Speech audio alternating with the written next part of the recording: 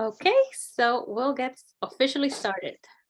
So share what you know, a crash course on presenting at teacher conferences.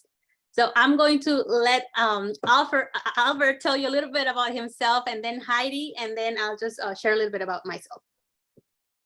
Hi, my name is Albert Fernandez. I teach Spanish at an elementary and middle school level in Florida. It's a private school, small school, and I teach all the kids up until this past year, not this year, but the last year, up until last year, I taught all kindergarten through 8th grade. Now we have a second teacher and I teach 3rd through 8th grade. And I use lots of different kinds of strategies, and I've presented about many of them, mostly storytelling, and I can't wait to talk to you guys about it.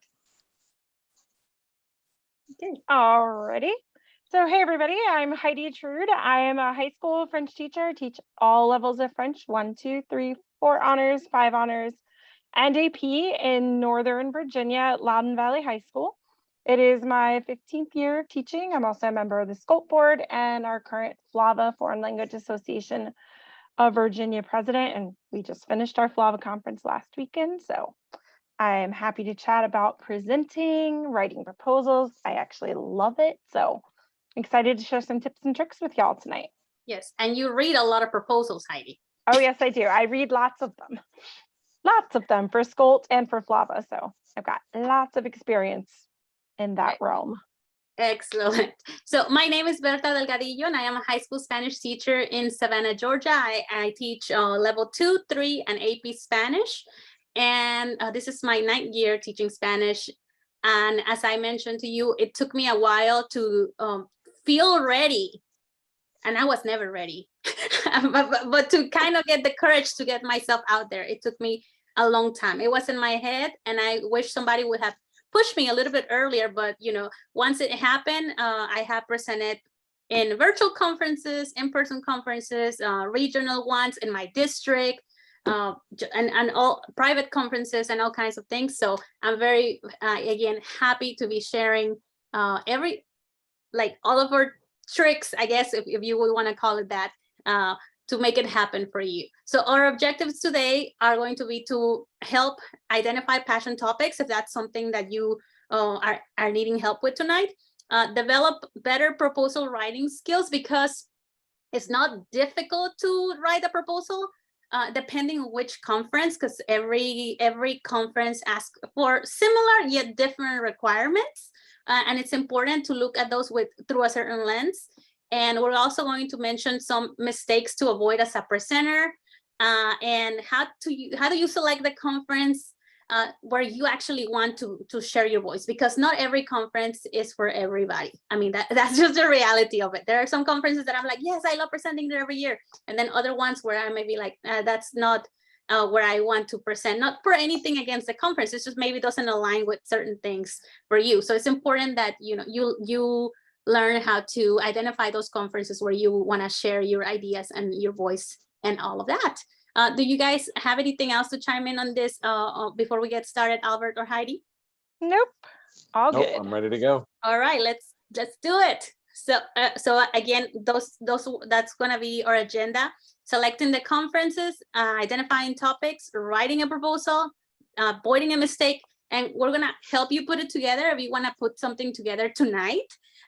And then other considerations, and we have some words of wisdom that were shared also by people who are not in this presentation today, and who are our friends and also love to present as well.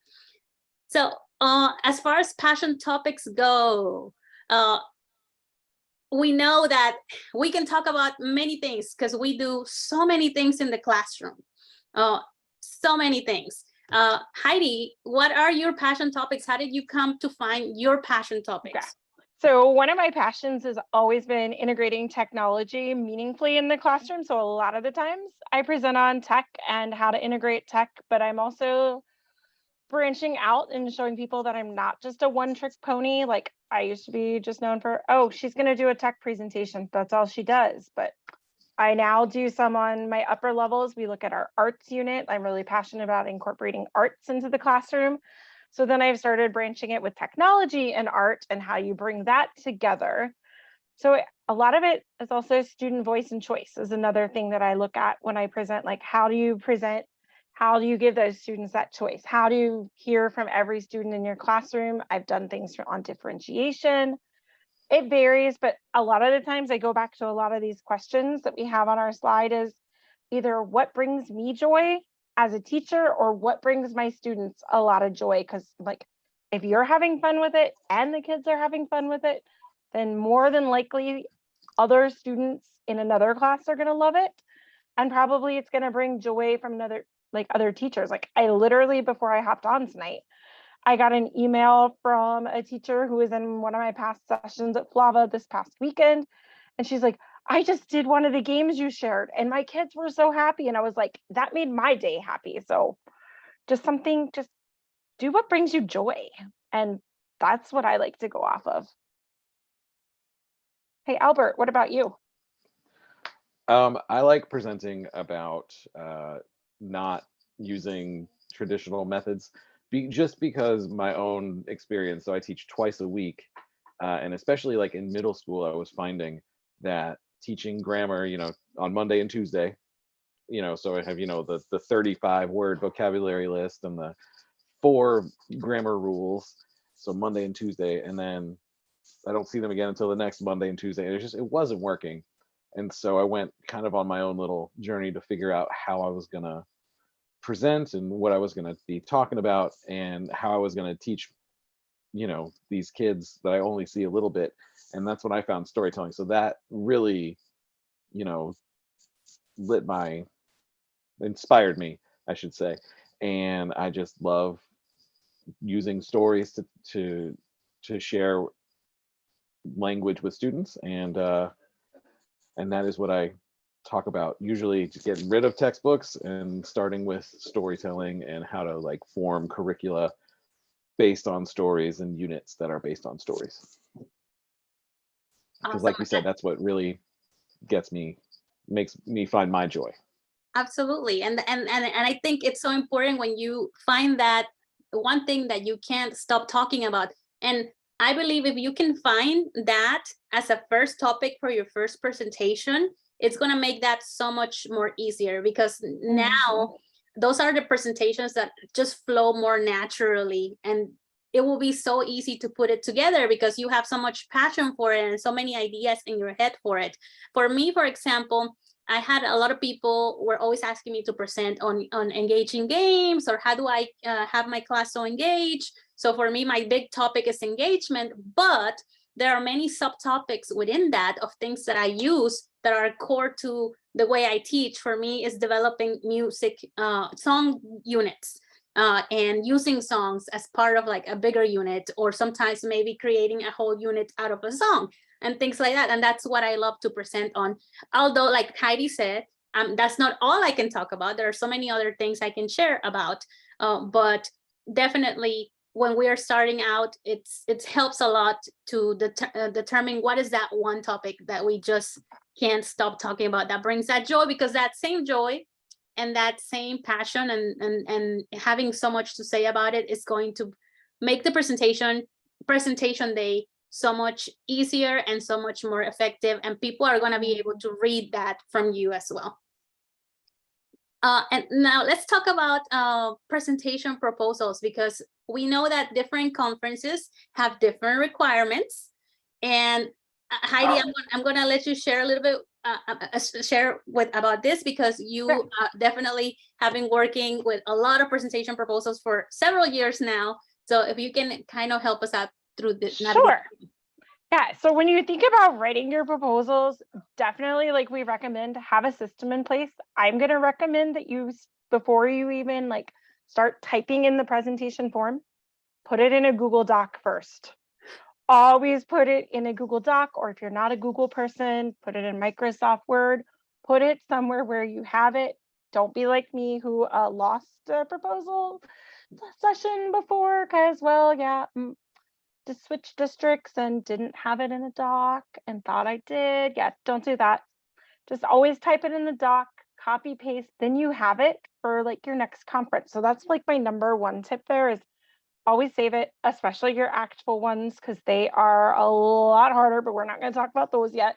I don't want to overwhelm you, but always what I do first is think of my title.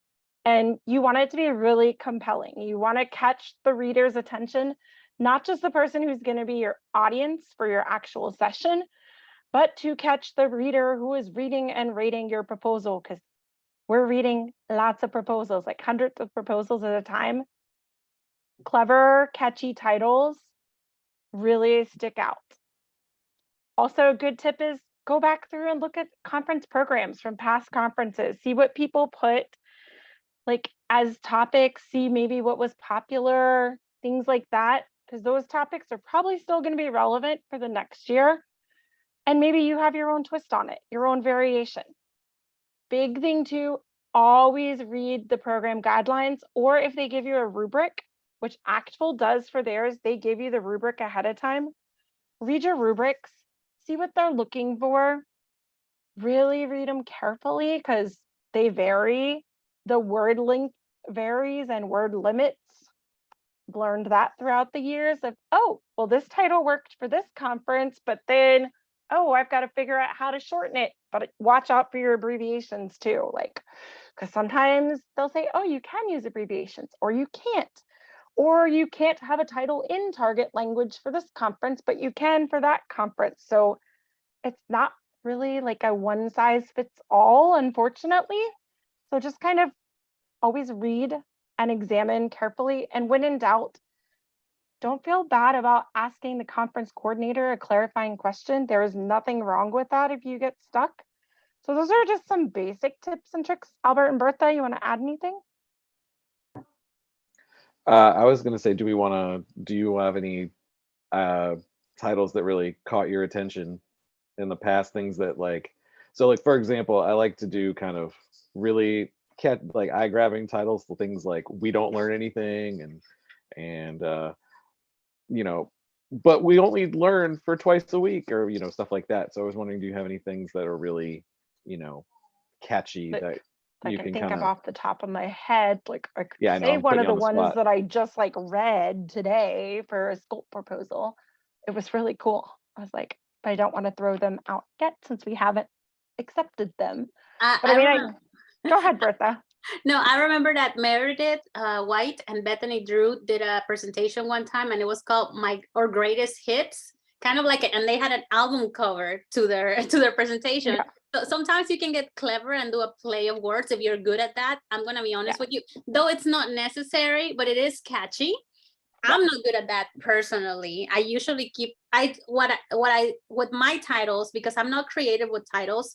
I just try to stay true to what my message is going to be. So don't think you have to be creative with the title, that you have to have like a movie title into it, although those catch a lot of attention. Because I remember there was another one with 50 Shades of Grey was popular. I went to a session somewhere that was called 50 Shades of. I remember I saw that one somewhere. Yeah. So it was catchy, but again, it's not necessary. But if you are good with that, then if you're clever, come up with clever ones. But it's like, if it's not your thing, stay true to who you are. Like I just did at Flava, I did Game On, and that was using games to promote student proficiency and engagement. So it was like, I try to get a little clever part at the start and then kind of keep it to, okay, this is what we're really doing. And then my other one was making art come alive, which I looked at Google Arts and Culture and my interactive museum project. So those are two that I just recently did. But I mean, just be who you are and always run it by a friend too. That's like one of my go-tos, is run it by your colleagues in your own language department, but then run it by someone who is not in the language department and see what they think. And if it catches their attention, or they're like, I don't even know what you're talking about. So yeah, that's some tips. And I think what you said, the first thing you shared, the first point you shared, Heidi, about saving it on a Google document. I know it sounds like, well, duh, but no, believe me, I also have lost presentations that I just decided to submit through the form. And then I told myself, what did I say? I knew the topic, but I did not remember exactly what I had promised on my program. I mean, on my description, and that's important. What's the title? What were the objectives? All those things. Yeah, Yeah. or like, Ros- how am I going to engage my audience? And I'm like, I don't remember what I said. Somehow. Rocio in the chat says conferences also have themes, so they probably are looking for sessions on that theme as well. Heidi, can you speak to that a little bit as a Oh, yeah. program Sure. director? Sure. So yeah, so your conferences do have themes, but they'll say, if you can incorporate it into the theme, that's great. Like at Skolt, if you try, like our theme this year is mobilize for languages. There have been some proposals that have come in that kind of tweak the word mobilize into the title, but we're not going to be like, oh, you didn't use mobilize. Like, oh, nope, we're not going to accept that one. No. And I mean, at Flava, like our theme was recharge, reconnect, reflect, which some people threw that in their session description or the title in some way, shape, or form. But if you can, great. If you can't, it's not a biggie. We're not going to be like, oh, we don't want to hear your amazing idea just because you didn't put the word mobilize in the title or recharge or reconnect. So, I mean, if it fits what you're doing in your classroom and what you're doing in your classroom is great and important, and we think that you do a really well-written proposal, then you're probably gonna get in. But I mean, don't feel that you have to try to change who you are or what you're doing in your classroom to fit a theme, because most things that we do can fit into that umbrella somewhere under the themes in most cases. Mhm. That was a great question, by the way. Yeah. Okay, so the next question is, what conference should I choose? Which ones? I mean, there are so many. So where does a person want to start? And maybe the question is, well, I don't want to present locally. I want to go, to one of the nationwide ones. Totally, go for it if you want to.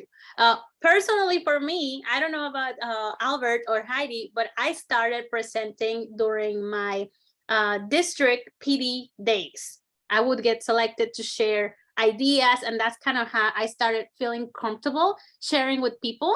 And then from there, well, I'll tell you more about that in a little bit, but that's kind of how I started. There are many conferences at the state. Normally you have your regional conference, you have your for example, you have AATSP, which is one of the national organizations for like Spanish teachers. You have AATF for French teachers, and all of those actually they're a national organization, but they also have state chapters. So they host, I believe, one conference per semester in each state.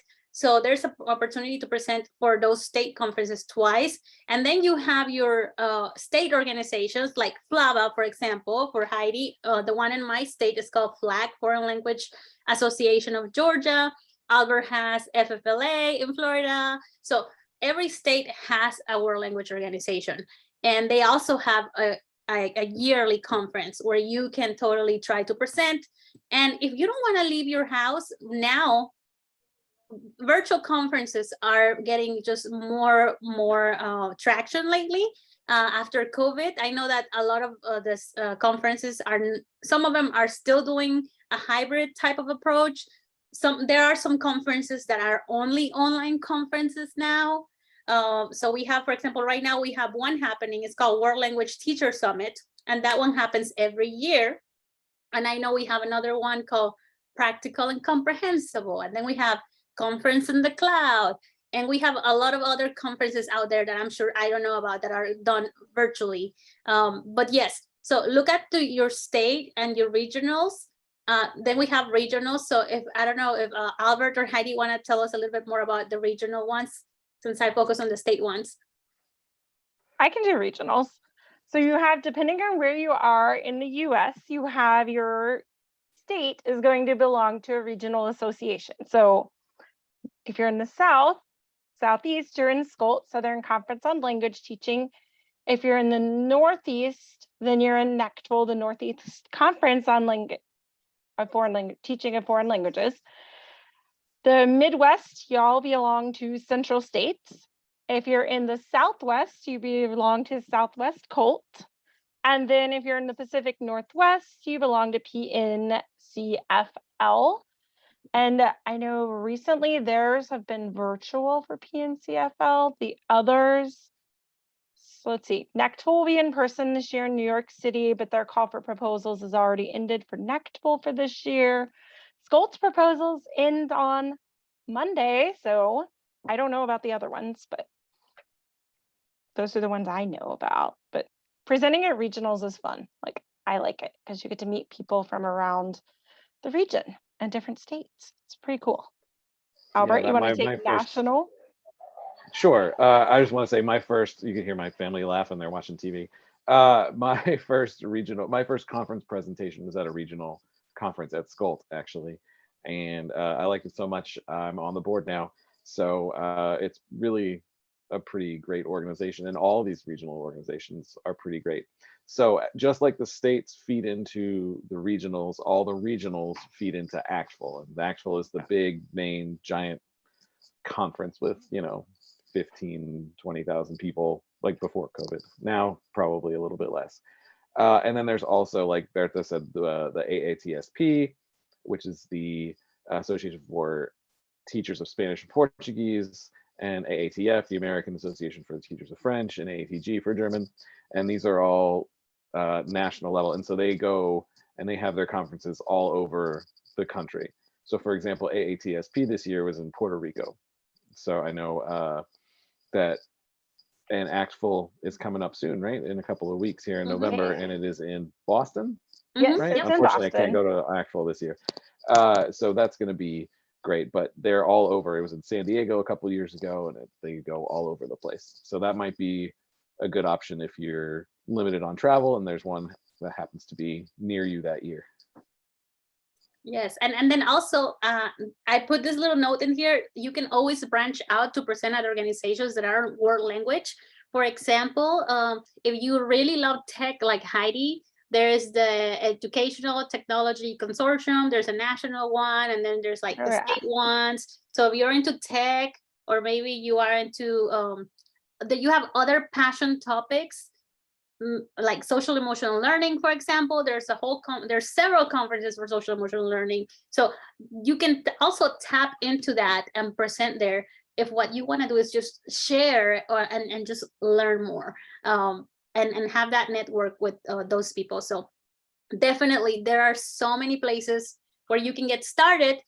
You decide how far you want to cast the net. Like, do you want to start at your locally in your district, or maybe in your state, or do you want to say, okay, I'm going to do a regional? And again, Albert just said, his first presentation was at a regional. My first presentation was this, and to the teachers in my district. So it doesn't matter how you get started. The important thing is that you get started. Yeah, and my first was also in my district, and then my first state conference. I don't share the story often, but my first ever FLAVA presentation was to a room of one. Yeah, and I didn't give up after it. I kept presenting, and I was like, well, at least one person learned. And now I present to packed rooms. But even if you just have an audience of one, don't give up. Don't think that it was because your topic was not interesting or anything. It's just when you're at a conference, there's so many sessions and people go here, there, and everywhere. So don't give up is my main point. Okay, so we talked already about writing a proposal, but we just wanted to share with you some more insight on titles and descriptions, because again, different conferences ask for different requirements when you're completing a proposal. And I share in the chat the SCOLT proposal link if you want to look at it. And again, if you want to, maybe you want to take a chance and present at SCOLT, or the last date for proposals is going to be Monday. Yeah, Monday, this Monday that's coming up is the last day that we're accepting proposals at SCOLT. But again, that's just one example of what a proposal application looks like.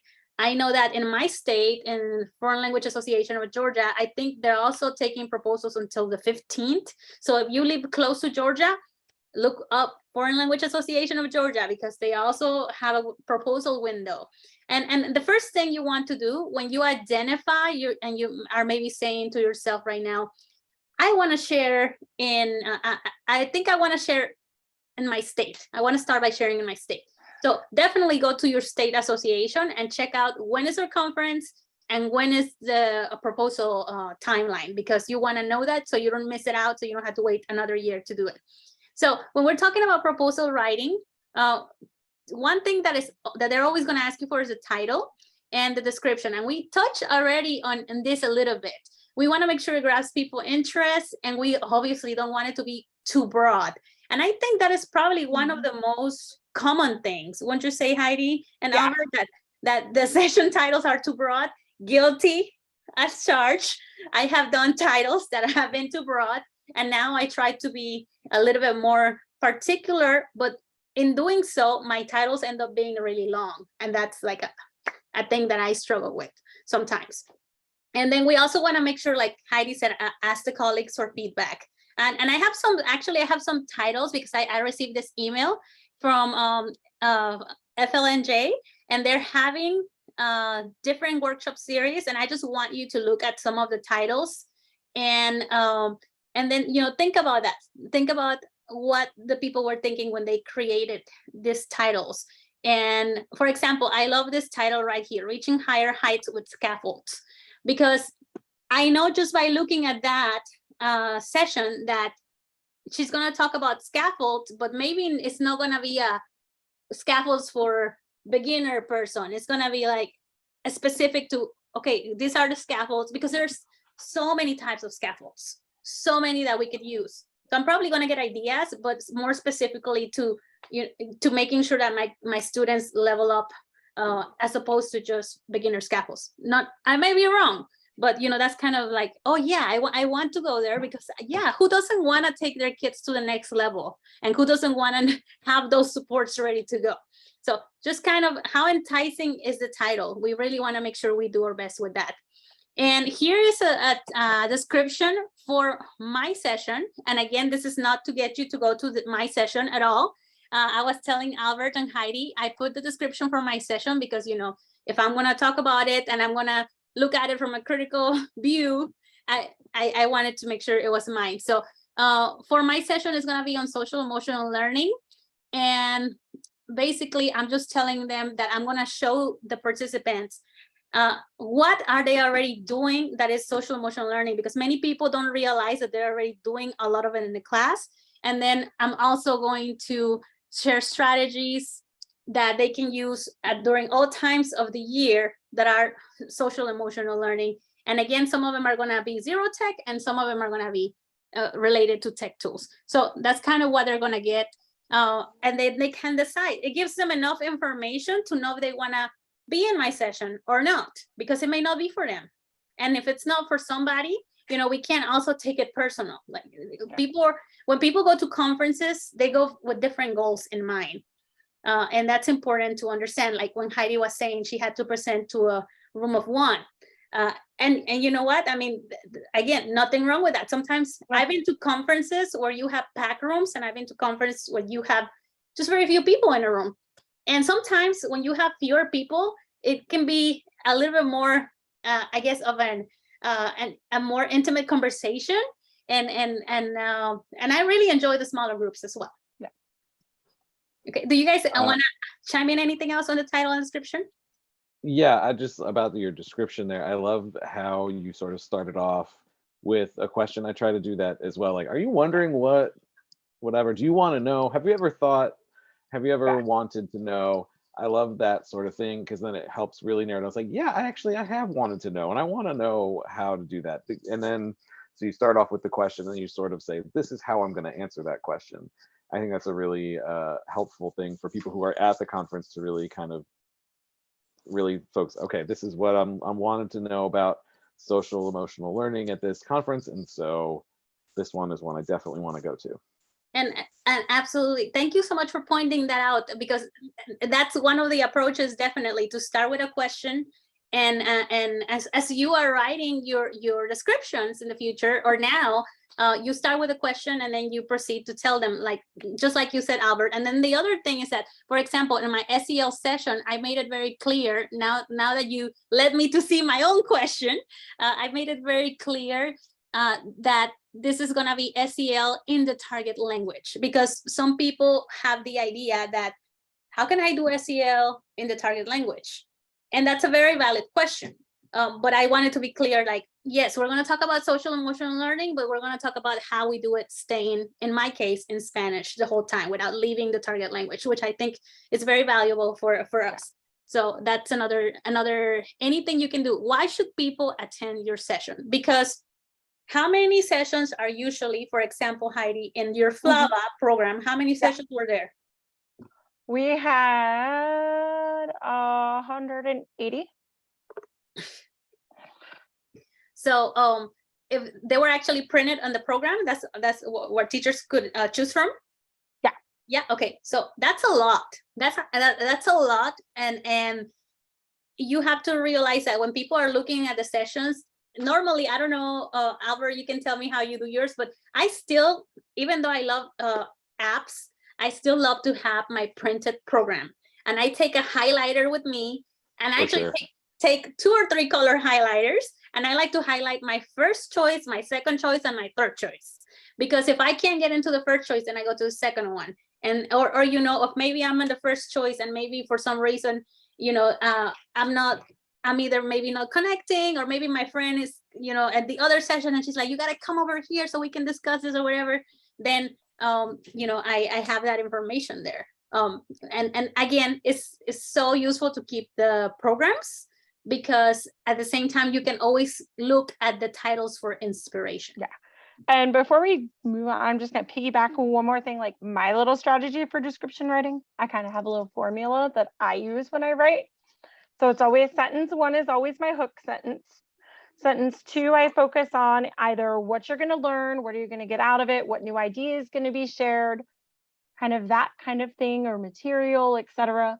And then my third sentence is usually the engagement piece, like either how am I going to engage you? What are you going to get out of this? What can you take back to your classroom? And if you kind of frame it with like that 1, 2, 3 structure, I find for me, it helps me keep it short and sweet and to the point, because you'll find a lot of your descriptions, the word limit is short and you have a lot you want to say, but you've got to fit it in that tiny box. Yep. So that's exercise kind of and being concise. Yeah. Yep. Absolutely. Okay, let's play a little game. So I'm going to invite everybody in the chat, everybody that's with us tonight, if you guys can share with us, or actually, if you ladies can share with us, if you think this is a good or bad title and why. So let's look at this title and maybe share. Well, first of all, do you think it's a good or bad title?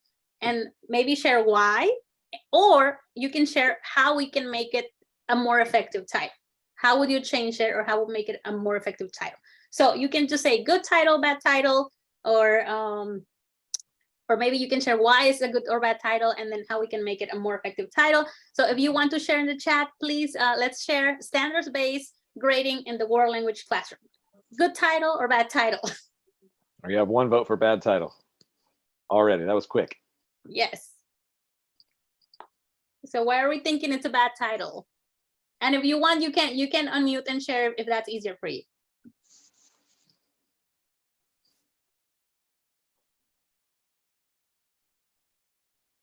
All right, we've got it's okay, it could be snazzier. Give us some whys, y'all. It's clear but not interesting. Right. It's bad because someone may not know what standard-based grading is. Oh, I like that answer. Not interesting. Not interesting. And Yeah, definitely, and it again goes back to the idea. How is it beneficial? Okay. And then it being too broad. When we talk about standards-based grading, what aspect of it are we going to be looking at? Because there's just so much to unpack. Yeah, it's such a huge topic. Yes. And so, hey, we're going to solve the entire thing in 45 minutes. You're going to be an expert in 45 minutes. It seems a little unrealistic there. Yeah. It could be more, you know, focused. So for this next one, tell us a good title, bad title, and what questions is this a title not answering? 10 games in 45 minutes. So good title, bad title, and what questions are unanswered with this title?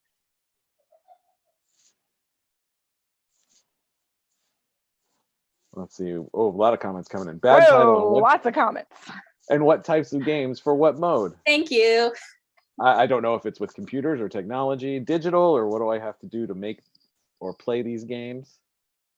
Yeah, those are great questions. Yeah, And I think This is very, again, broad. And I think everybody that is sharing right now, I'm keep seeing modes of communication, and that is so true because, for example, every teacher, and I'm part of me if I'm generalizing, but I rate myself and I said, okay, I am great with interpretive reading and interpretive listening, but it is the presentational speaking or the output or the interpersonal, or maybe vice versa. I am great with presentational writing and presentational speaking, but maybe I want to have my AP students be able to read more critically and with apply higher order thinking skills, etc., etc., etc.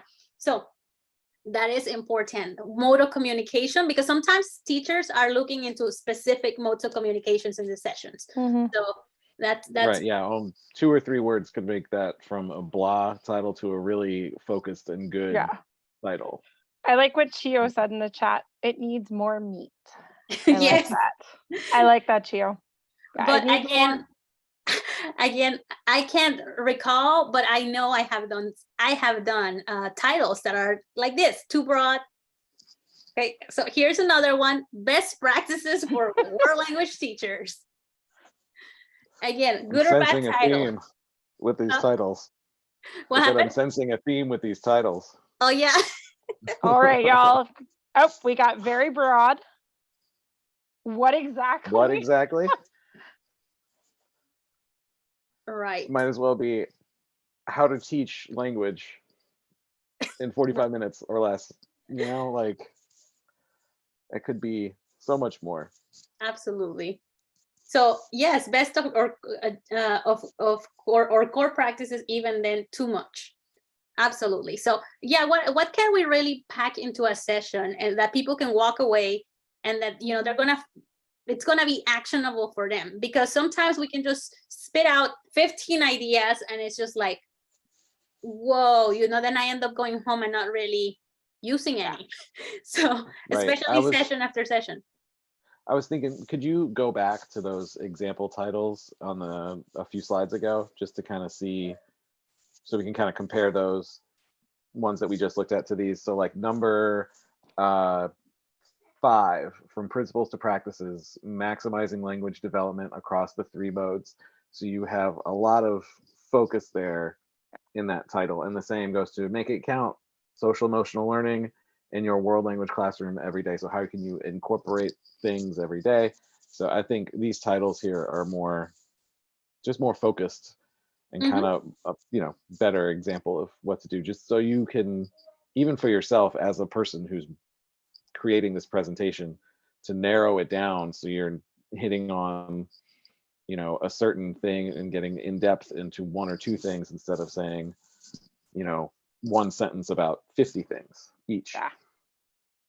Yes, and definitely ask for help. Ask people for help. You can always reach out to people that that have presented before and say, hey, I'm working with this title.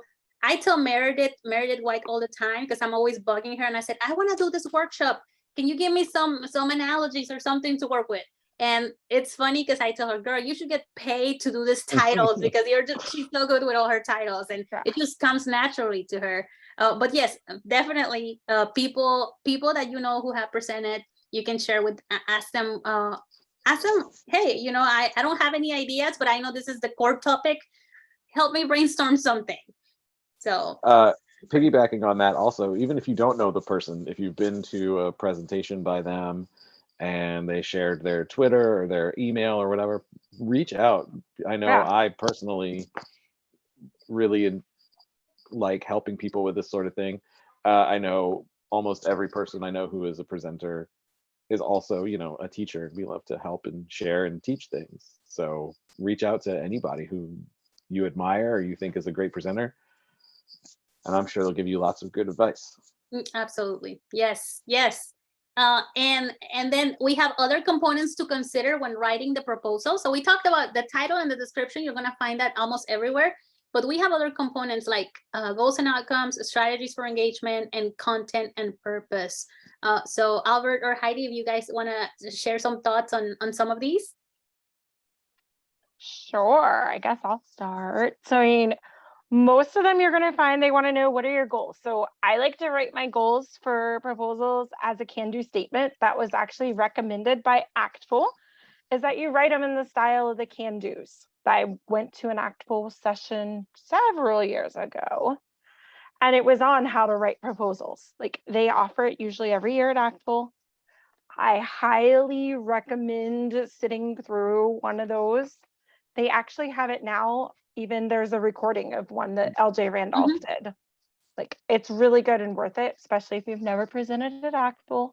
Watch it, because it gives you awesome tips and tricks and things you may not have considered. But I always write them as can-dos for my goals and my outcomes. For strategies for engagement, think about, what are you actually going to have people do in your session? Like, are you going to use Padlet to connect with people? Are you going to be moving around and actively playing a game? Are you going to be using like Minty for polls? Like, what are you doing so you know people are not just sitting there listening to you talk and lecture them for an hour? Like, what are you going to do? And then make sure, like we've told you, keep a copy of what you said you're going to do. So when you actually go to put your session together, you remember, oh yeah, we're going to do this and this and this according to what I put on my proposal that I wrote a long time ago that I don't remember writing. That's so funny because, like, for Skolt, I know the due date is October 17th. It's Monday. The conference is not until March. So you don't remember what you write, especially when you you're won't writing remember 3 sentences. Let me rephrase. I don't remember 3 sentences, and I have had that exact problem and searched through my email like, can I find this proposal, thing? And you'd be surprised. You wouldn't. I mean, we get a lot of people asking, like, once they put in the proposal and are accepted, like, what did I say I was doing again? And we can pull up the proposal, but I mean, just keep a copy for yourself, because you might be writing your proposal like almost at 11:58 and it's due at 11:59 and you forget on a Friday night what you said you were doing. So always keep that copy. And then ACTFL does ask you for content and purpose. They want to know basically, why is your topic important? Why is it relevant to today's world language learning? That's usually the part that's the hardest to write, is really forcing yourself to sit down and think, why is this topic so important? Like, what are my learners getting out of it? What can other teachers get out of it? How can this enhance the profession? That part takes me forever to write. And then it's like, I always feel like, did I write enough to sell my topic? Because they don't print it anywhere. It's just for the reviewers to read only. They're the only people who ever see it. But it's like, it's where you're trying to sell your topic and why it's relevant. And that's the hardest part for me, at least in that section. I don't know about you, Albert, and you, Bertha, what you think about that section. So share some nuggets of wisdom. For that area, for purpose specifically, I kind of try to speak from the heart, like, as a person who would be going to a conference to see, like, what would I want from a presentation about this topic. And I think of that sort of as where my starting point for the purpose of this. The purpose of this is to, encourage teachers to branch out from using the textbook or whatever it is the topic might be. And content, again, it's so kind of vague sounding, content and purpose. So it makes it sound difficult for sure. I would say, well, we do have a question in the chat that says, do you have the link for the ACTFL proposal writing session? And because it cannot be found. The reason why you can't find it right now, or it is there. Okay. I just got the slides. I got those and I'm getting the YouTube up for you all. Okay. All right. Perfect. Thank you, Heidi. But I know I saw it, and when I saw it, I did not actually watch it, but I saw it when they were doing the call for proposals. So maybe that's why you can't find it right now on any page, because it was on that page that was calling for proposals for this conference. And that deadline obviously has already pass by. So maybe they'll have a video again when they do their new call for proposals. So I'm And thinking that will that's be why, coming pretty soon. yeah, so I'm Yeah. thinking that's why So- you can't find it, Alexia, since you asked that question. There you go. Oh, there it Videos is. in the chat. Heidi. Thank you, Heidi. You're welcome. Yes. So here are my tips for and a little story about ACFL. The first time I submitted my presentation for ACFL, I got it did not get accepted. So if you don't get accepted the first time, it's okay. You know, I mean, we look forward to it. It's fine. So the second time that I submitted my presentation, I paid more attention to the rubric than ever. And then here's another tip for you. If you go to the ACFL convention program and you see, you can search for the presenters and the sessions that are going to be available this year.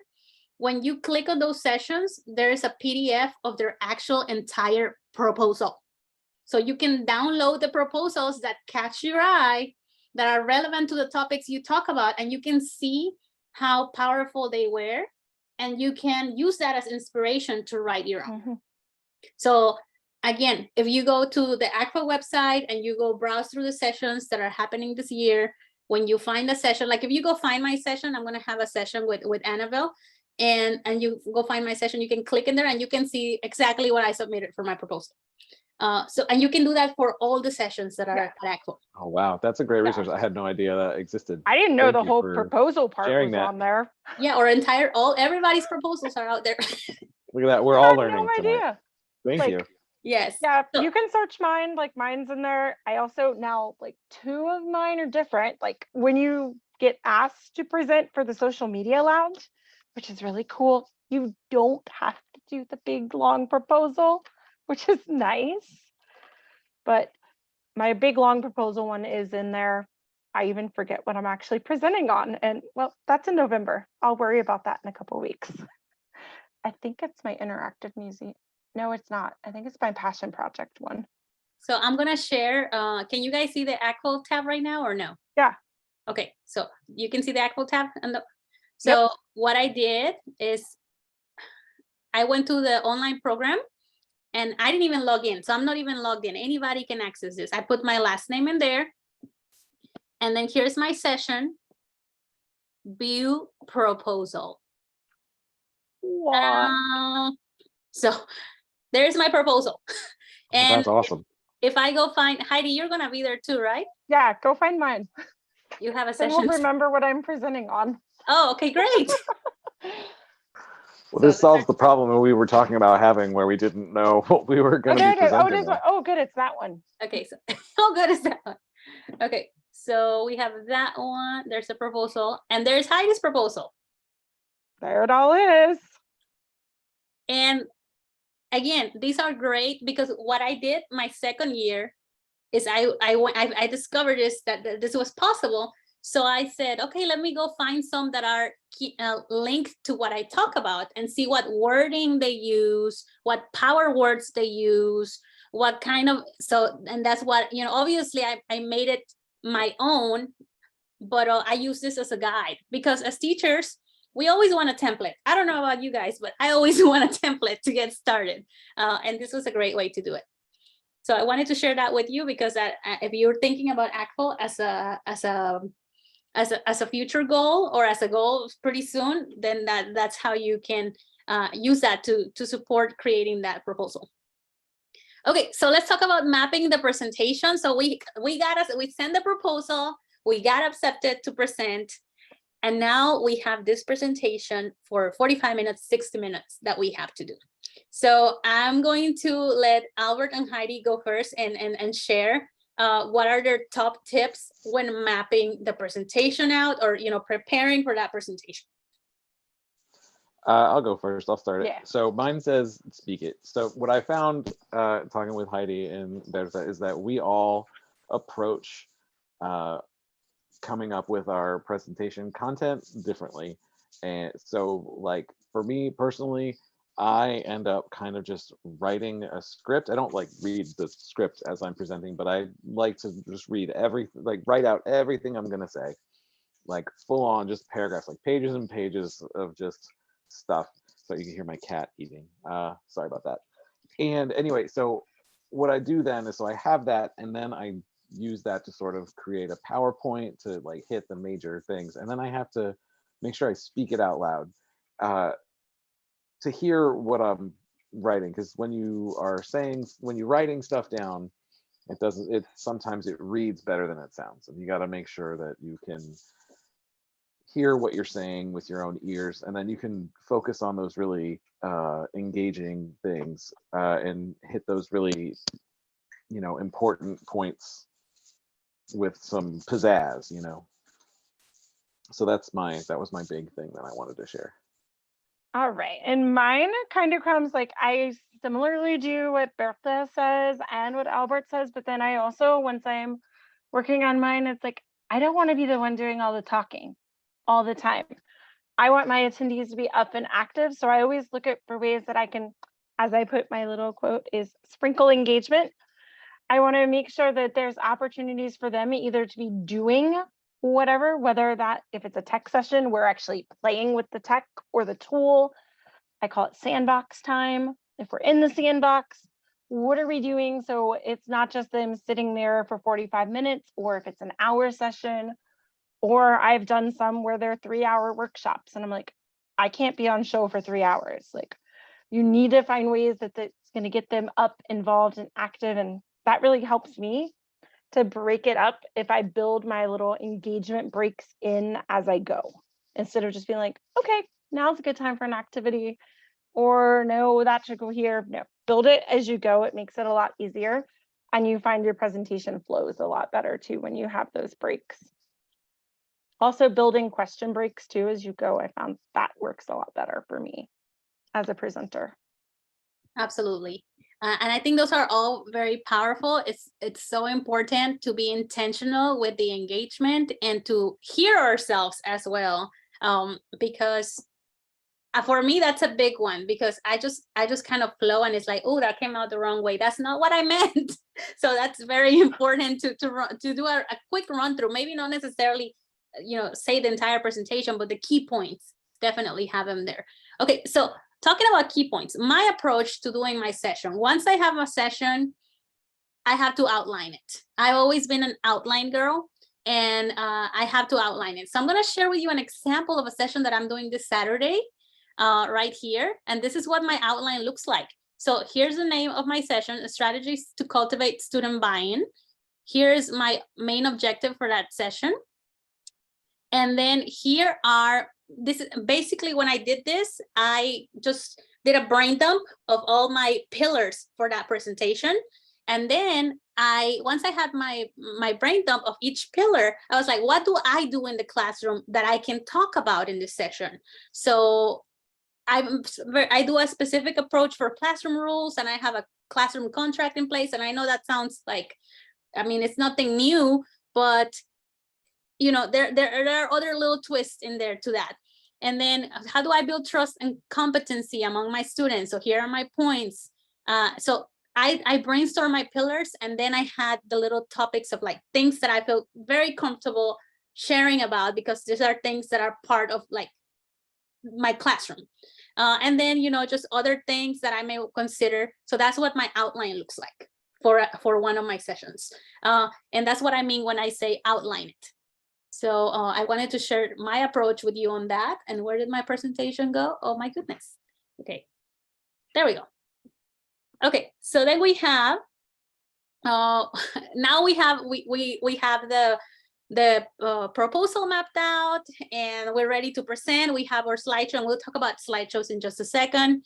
But we wanted to share also something very important, pitfalls to avoid as a presenter, that where we kind of came up with, and then also some of the ones that we heard other people talk about. So if you guys want to chime in, Albert and Heidi, on like the pitfalls, and if you want to share with us which ones you've been guilty of. I've been guilty of many of these, if not most of them. and I'll share about that too, but you guys can go ahead and tell us about the pitfalls. Well, I'll go first with that, reading straight from your presentation. It really feeds right into the way that I organize my ideas, because like I said, I write everything I'm going to say out, because I don't like being very impromptu or spontaneous when I'm speaking, as you might be able to hear as I'm like saying right now. But so it's easy to just put all the information on the slide, and then you end up with busy slides too. But then you have this, paragraphs of stuff on your slide, and like, what can you do but read it at that point?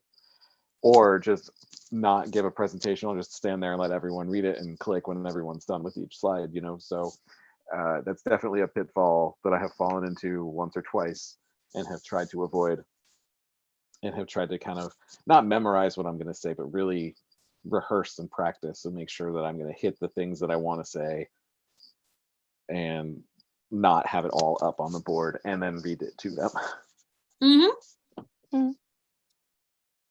Hi. And like, yeah, sure. So another one is not being yourself. Like, I am known for being bubbly, perky, energetic, and all that all the time. Like, I'm always on. But I mean, if you try to be someone who you aren't, or you try to be me, like, it's people can read when you're fake. So be who you are, present in your own style, and just like, because that will help people connect with you even more. Like, I was worried if I didn't act that way, being as I am Flava president, I'm like, I have to be who I am in front of the whole conference attendees, like all 400 and some of them at the opening session. I'm like, I can't be so business serious. Like, no, that's not going to feel natural to me. It's not going to be natural to them. And they got used to this new style of leadership that's like, we're a little more fun and energetic now. And they're getting used to it.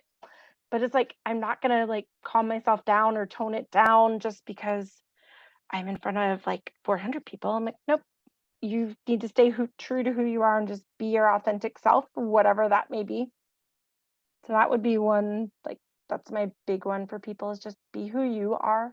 You be you, you do you, whatever that Yeah, may I'd like look to, like. I want to chime in that with that kind of feeds into the not engaging Yeah.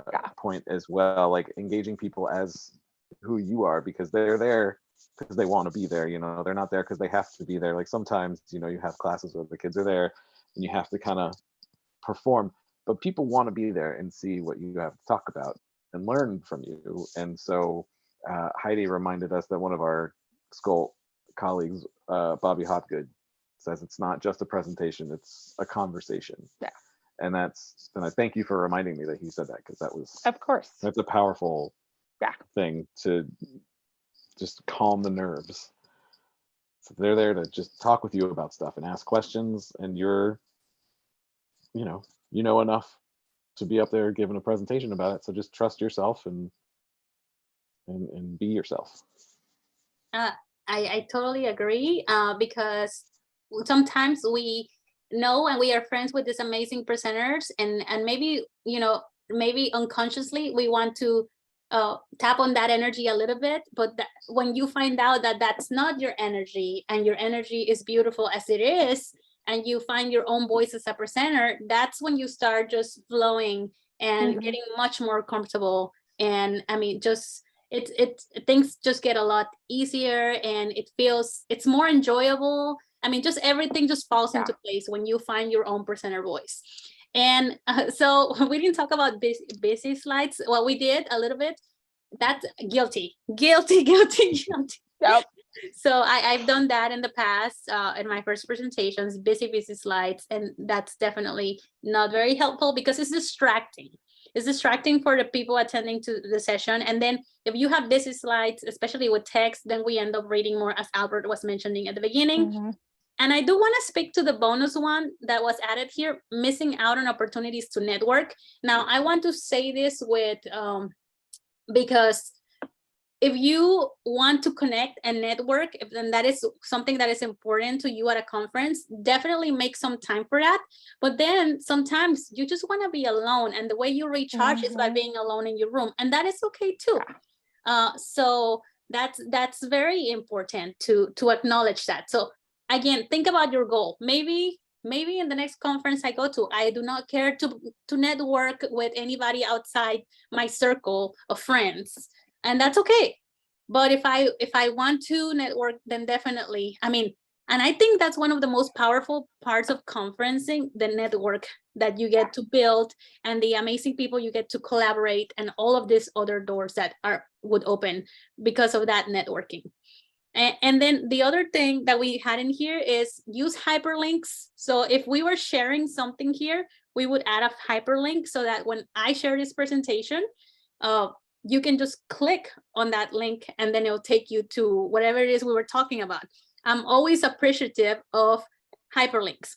The other thing is, instead, this is somebody said this on Twitter and I was like, amen.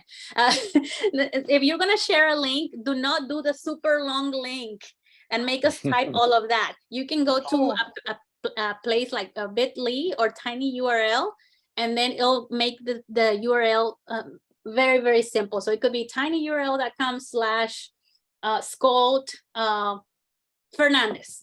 That could be it. Or tinyurl.com/Scold Trude, or maybe at Google Arts, Scold Google Arts or whatever. So that's kind of, you can have that tiny URL so that people can easily type it and find the presentation. And it helps if you have that link in every slide of your presentation, because when people walk in there 15 minutes later, they're not like, where's the slide? they know, like, oh, that's the slide, let me go to it. And then you don't get interrupted, you don't get people having side conversations because they know how to find the slide. And then I want to add two more things. Sharing the presentation, Albert and Heidi, are you obligated to share the presentation? Should you have handouts? So let's talk about that a little bit. Now, I mean, that's a bit, like, I know for Scolt, we encourage you to, but you're not obligated. It's always the presenter's choice what he or she wants to share with the audience. For Flava, we encouraged presenters to share on our online platform. We use Sched. Now, some of them are choosing to share. Some are choosing to share. They've made a separate handout, but they're not sharing their own slides. So again, that's presenter choice, because it is your intellectual property as a presenter, what you want to share out and what you want to put forth. I know some presenters like to make it where they just make one resource page that then has the bit.ly to the slides that they're willing to share. Some of them put it just so you see it in present mode in Google Slides, so you're not getting the mode where you could edit and do everything else, so you can't have someone try to copy all your slides and all your work. But again, it's most of the conferences will encourage you, but it's not required. And then guiding handouts, again, that's your choice as a presenter, what you want to do. Sometimes I give them a resource page in addition if I'm feeling extra generous or I have the time. That's for me. For me, Yeah, it's if I have the time. Yeah, it's if I have the time. I'll give them templates sometimes to some of the things I do. Sometimes if I have extra time, I'll even make the templates in like English, since all of mine obviously would be in French. If I have that extra time, I will put them into English so they feel like, oh, anyone could use this now. But that's only if I have the time, because I'm like, I'm not gonna do it if I don't have time. So don't feel like you have to share your presentation, and don't feel like you have to have handouts. Obviously, it's I never have handouts. Yeah, me either. We had a presenter who brought handouts this year. It was so funny. She was adorable and brought like 50 some copies of her handouts. And it was her first time presenting at Flava. She was adorable. Did it with no tech either. I was like, and brought all the handouts. It was precious. I think this is about the third session that I may provide a handout for. Or I created an extra special handout for this session.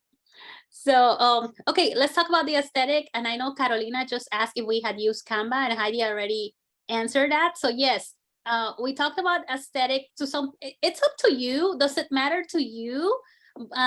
Honestly, I mean, if you want to make it nicer, you could use Canva or find templates at Slidesmania, SlidesGo.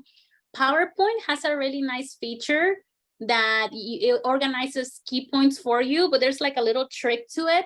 I used to do most of my my sessions on PowerPoint because of the way it organized it, but then I stopped because again, it's not as intuitive Google Slides, if you want to do yours on Google Slides. But again, Slides Mania and Slides Go have templates in Google Slides that are already ready for you to manipulate and change up. So I know, Albert, when we were talking about this, you definitely said you wanted to share something. Yeah. Oh, yeah, no, my aesthetic is very Spartan, you might say.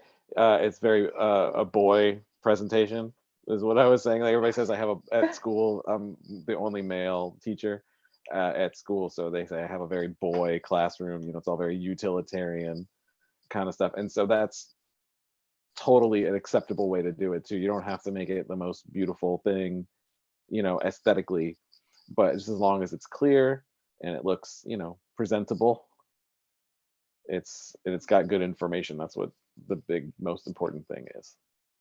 Absolutely. Yeah, I use Google Slides personally. I have to agree with that. And that's why we said, it gives it a nice touch, but it's not necessary. But if you like to have, that touch, then definitely these are some places where you can go find it. But always remember that what matters the most is your message. And if you have, I was telling Albert, I saw his presentation a couple years ago, and I still remember he had images, and he was talking about a storyboard and different things he did in the classroom, and that's still in my head. So images do. Yeah, I like to use images of student work. So it was like a real nice picture of like a comic a student had drawn with like lots of pictures and colors and stuff. So I definitely do like to use student work because you want to show it off, but also your students can be your biggest marketing point.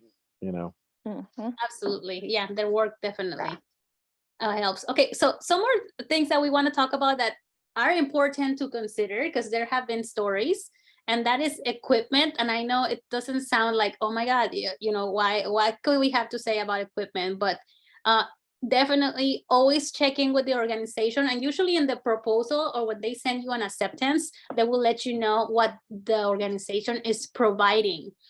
And you guys can speak to this probably better than I can, what some organizations provide, or if you ever had to invest any of your money on specific equipment or equipment that you may recommend. Sure. So for my state conference, we don't, as of our past conference last weekend, we don't provide projectors, but that may be changing soon because we realize now with districts becoming more modern with technology, a lot of the districts are getting rid of projectors. So it was kind of a struggle this year for presenters to find projectors. I've actually purchased my own, like full on nice projector. It's expensive. It's also heavy to carry around. So hopefully I don't have to take it too many places. The big thing you always want to make sure, no matter where you're presenting, you have is, depending on what kind of laptop you have, or a Chromebook or a MacBook, etc., make sure you have the right connectors that can connect to any type of projector. So make sure you have, they'll always say in your emails, make sure you have your dongles. So bring the right dongles and adapters so you can connect into whatever kind of projector is there, because depending on where you're presenting, you may not have a tech person on site right there and immediately to come to your room and assist you. So always make sure you have the right connectors. I've also learned with projectors, always hope the conference you're at has a spare. I had a projector that was flaming and smoking one time when presenting. Oh, that no. was really fun. Oh yeah, that was fun. It's like I'm in the middle of presenting and I'm like, do you all smell smoke? They're like, yeah, well, yeah. It was the projector and it was about to blow up. So that was exciting. So yeah, always check your equipment and hope the conference always has backups, which they normally do for you. Also good to check if they're providing you presenter Wi-Fi as well, which they should. Sometimes they may not grant you attendee Wi-Fi, so that's something always to check. But make sure you have, if you need it, presenter Wi-Fi. If you need speakers, make sure you have something you can connect to, because not all conferences will have speakers or will have a projector that has a built-in sound. So those are just some tips. I always bring a tech bag with me with anything I think I might need. So we're not saying you need to go right away and buy a projector. I still don't own a projector, and thankfully all the places I've gone to present have had a projector here in Flag in Georgia, in SCOLT, in FFLA, like they have provided projectors for me. Yeah. So that's really, really, really nice. But it's always good practice to check in with them and see what do you have. If they don't make it clear, which usually they'll make it very, very clear. Yes, usually there's an email that comes out with it all like in caps and bold. You need to have such and such HDMI connectivity and like all this kind of stuff. So they're very clear. Yeah, they're But very there's always, clear. yeah, but there's always a person that you can contact. There's a contact, like a person that is specifically about this, a contact so and so if you have any questions. Yeah. And so there's always a person, a point of contact that can answer those questions more in depth or specifically for you. Sorry, I keep clicking on the wrong button apparently. So we were talking about equipment, aesthetic, and does it want to go to the next one? Okay, so some last words because we're about to wrap it up. It's overcoming imposter syndrome. And we wanted to add this in here because it is so real. So real. I know very few people who would tell me that they don't experience this. Most people I talk to who are seasoned presenters, and they present all the time, they definitely have shared that they also go through this. And it means like when you're about to present, you start wondering things, you start doubting yourself, you start wondering, why am I doing this again? Who told me I was capable of sharing about this and other things? So I'll let Albert share a little bit about his experience. Yeah, I'm feeling that right now, honestly. I always feel that way, like, why are people coming to listen to what I have to say? Mhm. But like I was saying earlier, you have to trust yourself. Like some real person read your proposal and said, all right, this is something this guy or girl or this person seems to know what they're talking about, so let's listen to what they have to say. And it's really important to remember that they are there to learn about the topic that you know about.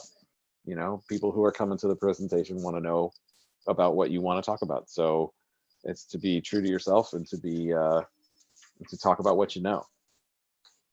Absolutely. And some tips to overcome it, honestly. And it's always going to come back, because for me, I experienced it years ago. I'm still experiencing it every time before a presentation. So the way that I kind of walk myself out of it is to recognize it and be like, hey, it's you again. Okay. And remind myself that, I'm not alone in this. It's totally normal to go through it. And then I tell myself, I play a movie in my head, and I just remember all the presentations I already done that have helped so many people. Or when people, like Heidi was mentioning earlier, a lady told you, or somebody sent you an email and said how grateful they were for X presentation you did or X resource you share. And that is like, even if it's just for one person, if this is going to make a difference, it's very much worthwhile. And or even if you have just one person there and you're presenting, it's another experience added for you, even if it's only one person, another experience getting the words out, another experience just delivering some content. So and then remember that not everyone may agree with you in a session, and that's okay. That happens. I don't know if you ever had people try to come to your session and maybe said, but that would never work in my classroom, or how do you handle this, and go to a whole other topic. Or maybe they don't mean to like sabotage the session, although it may seem that way, but definitely it happens. It's happened to everybody just about that's presented. So that's what we wanted to share about imposter syndrome.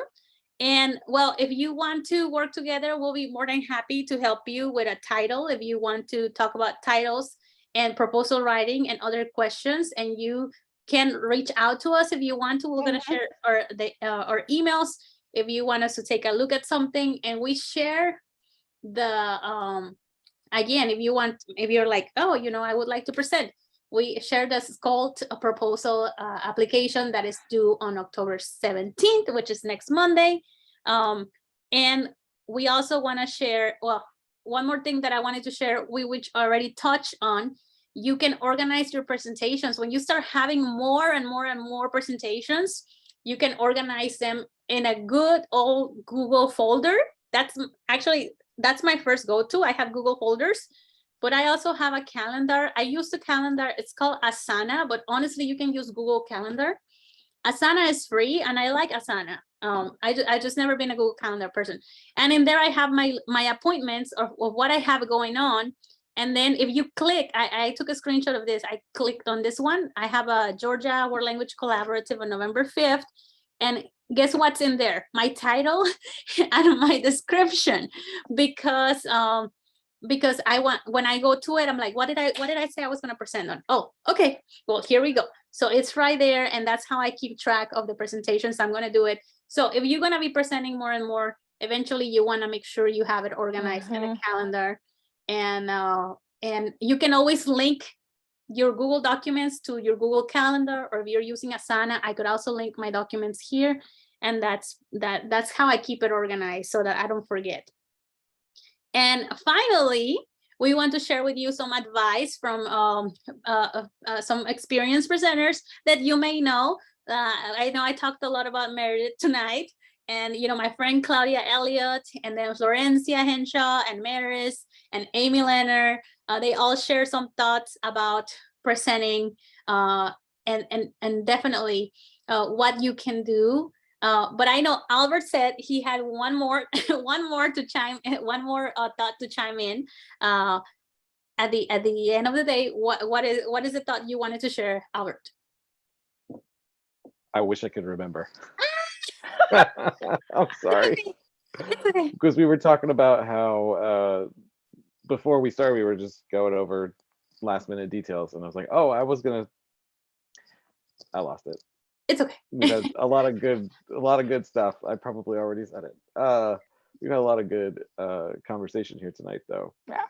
Yes. So yes, let us know if you have any other question. That I'm sure there are other things, and there are other aspects of presenting, but this was like get yourself out there and do it kind of session. Yeah. There are other things that we would love to discuss, but if you have any other questions, please leave us a question on the chat, and maybe we can write about it or something, and share some thoughts with you. I am gonna be emailing you a recording of this presentation. And then I'm going to be emailing you the presentation itself and the workbook once again.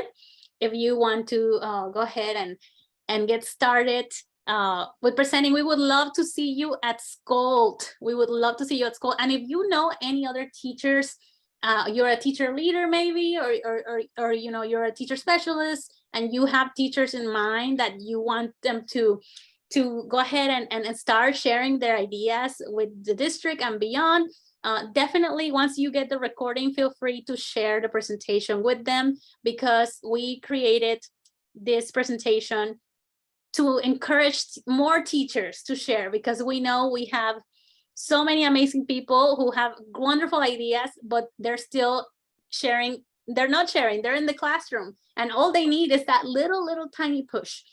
So definitely feel free to share once I send you the recording. And Albert and Heidi, if you guys want to share any final thoughts with our teachers tonight, let us know. Sure. And for me, I just say the final thought is wrap it up. Just give it a try. Try writing a proposal. And if it doesn't work the first time, don't give up, because you can always submit it to another conference. That's the beauty of saving it as a Google Doc. Then you have it, just because maybe one conference didn't think it wasn't meant for their conference. It might not have been because it wasn't a good proposal. It could just be that they had too many of that topic. So don't get discouraged. Submit again. I mean, I had one of mine that I presented at NECTL and at SCOLT and at FLAVA, but it got rejected for ACTFL, and it wasn't because it wasn't a great idea. It was just there was too many on that topic already. So don't take a rejection as like something against you personally. Just know that it's probably because they have too many and they need to make sure there's a good distribution. So don't give up, be resilient, and keep sharing. Yeah, and share and try different organizations as well. So one thing we didn't say is that you don't have to present only in your state. So for example, Berta is from Georgia. We were going to do a very similar presentation to this, she and I, in Florida here in FFLA. You could present in any state you want. You know, you don't have to just be in your state or your good region. point. Oh, yes. I've come and presented in Georgia before in Bertha at the World Language Collaborative that Bertha's supervisor organizes. So I'm like, I kind of feel like since the pandemic, I've got to go lots of places virtually. So look for those virtual opportunities too as a way to kind of put yourself out there and try it, because it's kind of fun. And actually, Albert, you and Heidi, you guys remind me of one more thing we did not mention, and one more piece of advice that I want to share with everybody. If you are super nervous about doing this for the first time, there's nothing wrong with grabbing your bestie, your you know, PFF, professional friend forever, and say, hey, let's go present. I need some courage. Are you in? And then submit a presentation together.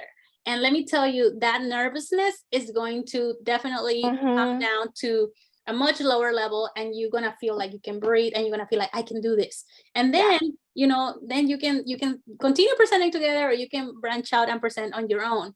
So definitely consider, if you're super nervous and like, I don't know if I can do this at a bigger conference, get with a friend who loves to talk about the same things you love to talk about, and submit a presentation with a friend. I mean, it's a beautiful experience to present with other people. Yeah, it's awesome. Yes, like, for sure. Oh yeah. Oh, thanks, Jeannie. Yeah, I'll be at Mothla. That's next weekend. So yeah, I'm going to Maryland virtually. Beauty of virtual conferences, y'all. You can go wherever. Yes. Well, thank you so much to everybody who have attended. It's been our pleasure. And again, if you need any help with any of your proposals, you can shoot us an email. I know I put the emails here, our Twitter handles, but I know our emails are way in the last slide, I believe. I think it was the last slide. Right there. There they are, down at the bottom. There you go, at the bottom. So you can see our emails in there, and we look forward to hearing from you, and hopefully you will consider submitting a presentation at SCULT. We'd love to see you. Because we love to see you there. Yes. And Mobile is awesome. So it's gonna be in Alabama. Yeah, it's gonna be fun. Yep. Alrighty, so we'll be checking out, and we will be connecting through email soon. Okay. Bye, everyone. All right. See you, everybody. Bye.